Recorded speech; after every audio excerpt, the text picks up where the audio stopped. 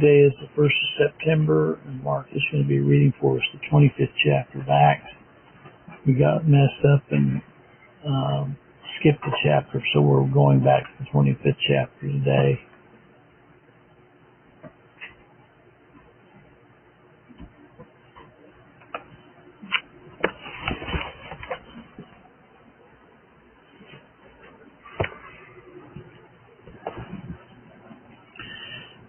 Now when Festus was coming to the province, after 3 days he ascended from Caesarea to Jerusalem. Then the high priest and the chief of the Jews informed him against Paul and besought him, desired favor against him that he would send him for Jerusalem, laying wait to kill him.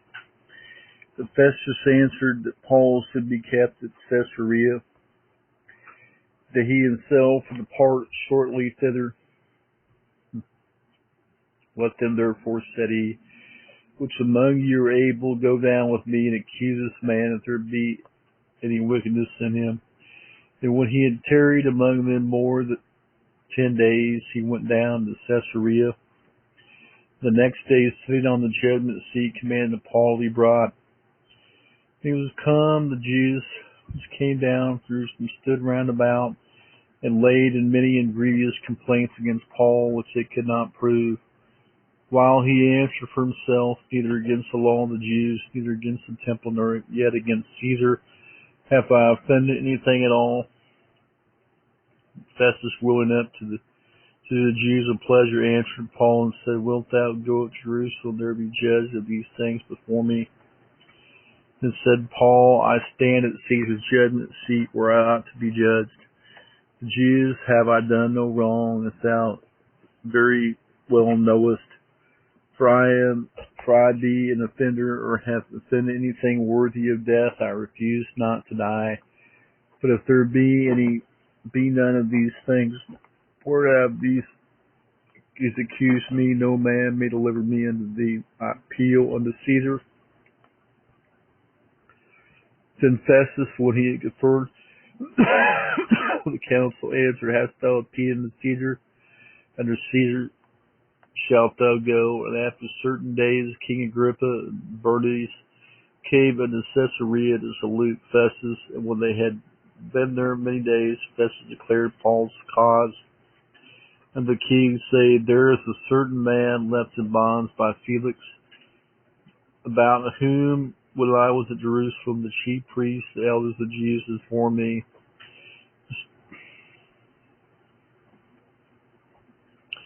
desiring to have judgment against him, to whom I answered, It is not the manner of the Romans to deliver any man to die before that which he is accused, have the accusers face to face, of license to answer for himself concerning the crime laid against him. Therefore, when they were come hither without delay on the morrow, I sat on the judgment seat, command the man to be brought forth. Against whom, when the accusers stood up, they brought none accusation of such things as I supposed. They had certain questions against him of their own superstition of one Jesus, which was dead, whom Paul affirmed to be alive, because I doubted of such manner of questions. I asked him whether he would go to Jerusalem and there be judged in these matters. When Paul had appealed to be reserved,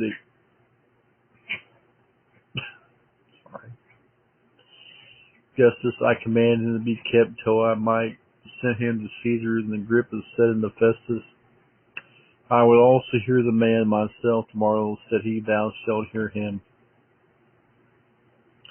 On the morrow, when Agrippa was come, and Bernice with great pomp, and was entered the place of hearing, the chief captains and principal men of the city at Festus' commandment, Paul was brought forth. And Festus said, King Agrippa, and all men which are here present with us, you see this man, about whom all the multitude of the Jews have dealt with me, both at Jerusalem. I also hear crying that he ought not to live any longer. But when I found that he had committed nothing worthy of death, that himself might appeal to justice, I determined to send him, of whom I have no certain thing to write unto my Lord, Wherefore I have brought him forward before you, and especially before thee, O King Agrippa, that after examination had I might have somewhat to write, for it seemed to me unreasonable to send a prisoner and not withhold to signify some crimes laid against him.